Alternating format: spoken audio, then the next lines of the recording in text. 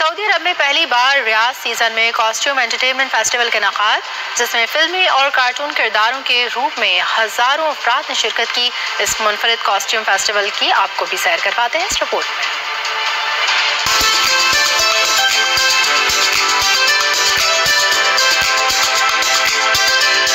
Batman, Superman या हो super heroes, squid game के किरदार हो या हो शैतान, सब देखने को मिलेंगे एक साथ। सऊदी अरब में पहली बार रियाज सीजन में कॉस्ट्यूम एंटरटेनमेंट फेस्टिवल का इनेकाद। मुनफरिद फेस्टिवल में हजारों अफराद ने शिरकत की। इवेंट में नौजवानों, बच्चों, बड़ों और बुजुर्गों समेत हजारों अफराद अपने पसंदीदा किरदारों का रूप धारे नजर आए। पहली बार होने वाली इस मुनफरिद तकरीब को शुरा ने खूब सराहा। कॉस्ट्यूम एंटरटेनमेंट फेस्टिवल में शुरा ने अपने पसंदीदा किरदारों के हमरा खुद को पाकर भरपूर खुशी का इजहार किया, जबकि लाइव म्यूजिक के तड़के ने भी खूब रंग जमाया।